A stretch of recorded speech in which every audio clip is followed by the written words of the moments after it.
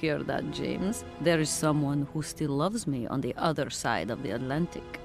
Never said they didn't, madam. What about this other gentleman? What is his name? Borodin? Do I know him? Yes, you once sang in Komkalsgrad. An incredible recital, if the director's account is anything to go by. If you only knew how moved he still is. He's another one who still adores you. I must confess that seeing one of my greatest admirers once more would do wonders for me, but... my voice. It is so... I couldn't. Oh, yes, you could. I'm wrapped up in a case at the moment, and because of it I met a certain Mr. Sergei Borodin, director of the Komkalsgrad Industrial Complex, situated to the northeast of here.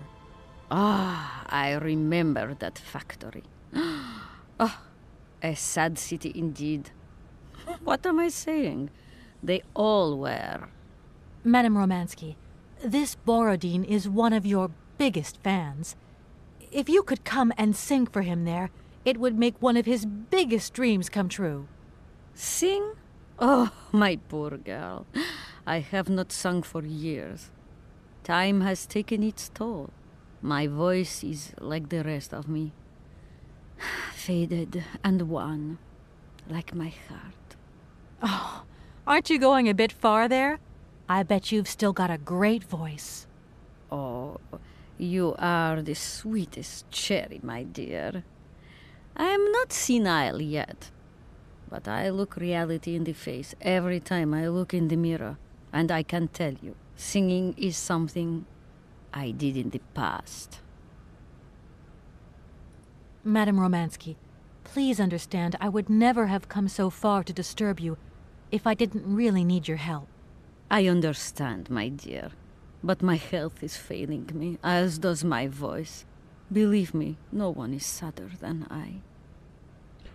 Oh, you don't even have to do anything. I'll push you onto the friggin' Zeppelin and we'll... I'll pull the lever and we'll be back there, and that's it. Oh, well... Strange. I get the impression that Hans Voralberg turned up here, too. You looked at the book! You know Hans Voralberg? Not exactly. I'm looking for him to sort out this inheritance case. But I've had to snoop around in his past a bit to get on his trail, and I guess he's kind of a close friend now. You knew him, didn't you? Oh, yes. I knew Hans Voralberg. Do you hear, James? If you had the chance to meet Hans. My Hans. Oh, my God. What has become of him? Where is he? As questions go, madam, that one is not without certain complications. I'm sorry, but I have no idea. That's the goal of my mission, to find Hans Voralberg. That's why I have to get back to my train as quickly as possible and to get out of Komkalsgrad. And you cannot find him without the train? The train is one of his last inventions. So is Oscar, the automaton engineer. I get the feeling that the two of them are going to lead me to him. Did you hear that, James? I might see Hans again. I have dreamed so long of meeting my dearest sweetheart again. Oh, if only I could sing. If only I were in Paris, I would ask George for that miracle cocktail. The one that only he knew how to make. Wouldn't I, James? Yes, madam. As you have frequently said, without that famous cocktail, your French tour would have probably been cancelled. I don't understand. An extraordinary tale, my dear. It was December, and it was terribly cold and damp. I had to play the role of Tatiana that evening at the opera. But since the morning, I had lost my voice. It drove me completely mad with worry. I don't know how George, the barman at the Moritz Hotel, heard about my affliction, but he brought me up a cocktail that he had invented. A strange concoction. But it turned out to be a miracle cure. My voice returned to me in an instant. That's amazing. That's just what we need. We're going to mix you up a cocktail. Ah, my dear child. It is impossible. George never told me the recipe of the drink. He loved to keep his trade secrets. He said it made him absolutely irreplaceable. Well, I'm going to get George to tell me. He hasn't yet met with my powers of persuasion. Oh boy. Well, that's what the bar is for then, clearly. Alright, let's do the other two as well. Look, please, you absolutely have to come with me to Komikalsgrad. It's the only way I'm going to get my train back and be able to carry on my journey. Your train? That's right. I've been traveling on this amazing locomotive with this automaton engineer. He isn't a million light years away from your James. Do you hear that, James? And automaton? You have a twin brother? How delightful. And I thought I was the only person alive able to put up with such a peculiar butler. Permit me to express my surprise, madam. Surely the fact that I remain in your service guarantees my uniqueness. Oscar isn't my butler, though. He has a great independence of thought. Sometimes he does whatever suits him. Just like you, James. Isn't that funny? Madam will not be surprised to hear that she is strongly advised not to undertake a journey that, unless I am very much mistaken, will tire her needlessly. James, only one of us will make that decision, and that person is me. I'm very curious to meet your automaton, my dear. Where is it? He had to stay with the train in Komikalsgrad. The director used his hands for the final touches on his pianist. It's the same pianist that will accompany you when you sing. How quaint! Another automaton. And this one can even play along with me? Play for me? Ah, why does my voice abandon me so now? I nearly thought she was just going to go along with it just to see Oscar, but sadly no. You must have had a fantastic life. So exhilarating. Ah, much more than you could ever imagine. I used to sing the finest melodies of the moment in the most fantastic theaters around the world. I have been hailed by kings and courted by princes. Grown men would sink to their knees when they heard the first notes of my recital. My voice could break crystal glass and hearts, many hearts. I'm not surprised. Then one day sickness steals away the gift life has given you. My voice started to betray me. I started to get migraines. My health failed. They sent me here to let the spa town weave its healing spell. I was only going to rest for a month, but then the month became a year and the years get longer. But you look so healthy to me. Oh, thank you, my dear.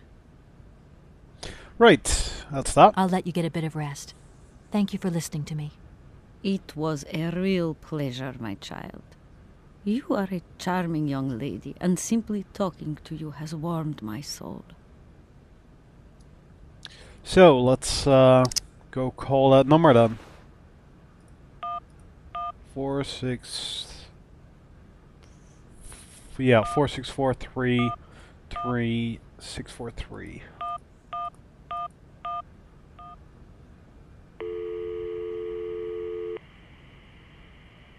Hello, Hotel Moritz? Reception here. Can I help you? George. I'd like to talk to Mr. George. He's a barman at your hotel. I'll connect you with the bar. Just a moment. Oh, don't make me. No. Hello, hotel bar? Hi, I'd like to talk to George, please. George? You mean Mr. George? Yeah, probably. He must have been a barman at the Moritz in the 50s. Well, don't want to disappoint you, but Mr. George stopped working here quite a while ago. What was it about? I've been told that Mr. George had a recipe for a fantastic cocktail, and only he knew the ingredients. I absolutely must know what was in it. It's a matter of life and death. I'd love to help you, ma'am, but you see, old George, now he knew a lot of cocktails. One hell of a barman and one hell of a reputation. He did write down his recipes before he left. But if you can tell me which one you were looking for exactly? I don't know. There are a lot of them, you say? Yeah. The Paris Peking Shuffle, the Deep Green Secret, Boko Poco, Blue Helena, Red Mambo. Helena! Yeah, that's the one. The Blue Helena. Right, I'll take a look. Blue Helena, you say? Let's see. 1 measure of vodka, 1 measure of blue curacao, 1 measure of honey, a dash of lime, and ice cubes. Shake it all together, and Bob's your uncle. Perfect. Thank you very much, sir. You have been most helpful to me. She did not write that down, did she?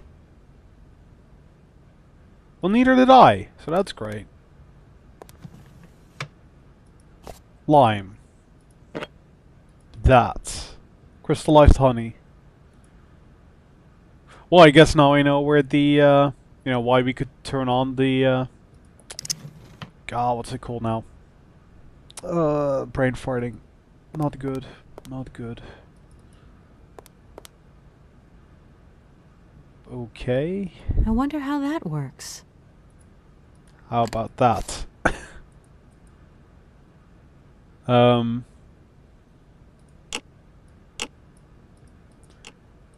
Just what the? This is a very interesting machine.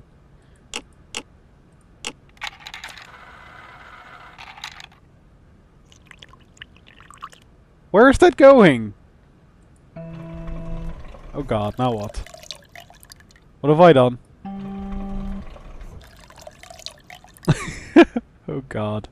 This is turning out to be bad.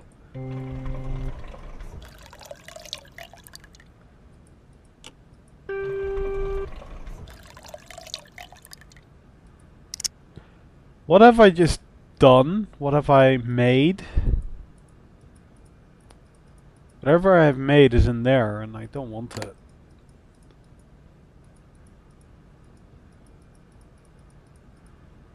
No, I have no clue how this is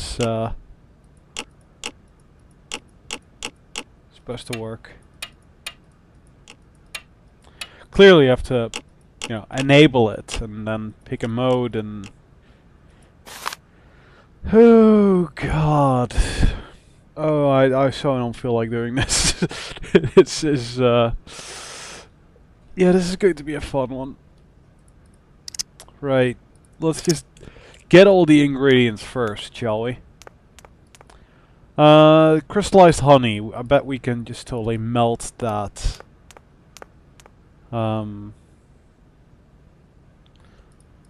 At the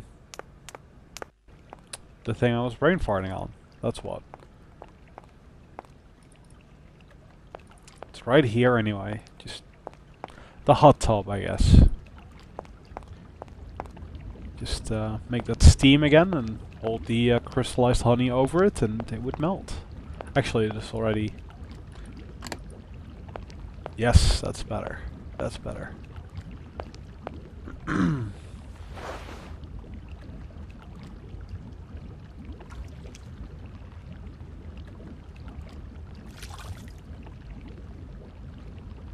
Yes, that seems good. Right, so I think I should probably call that guy again. It's not in my last numbers called or anything, no. 4644336343. I hope that was right, because that was my memory. Let's actually write down what we need. No? Darn it! That was the wrong number. Oh, it's not 4644. It's just 46433643. There's no extra 4. Hi, it's me again. Could you give me that Blue Helena recipe again, please? Why, sure. 1 measure of vodka, 1 measure of blue curacao, 1 measure of honey, a dash of lime and ice cubes, and shake. Got it. Thanks a lot. You know, that's... He says that awfully quick. The vodka, the blue curacao, the honey... And there was one thing which... I just don't want to... you know, knowing myself, I'm just gonna fuck this up a couple of times and do it, you know,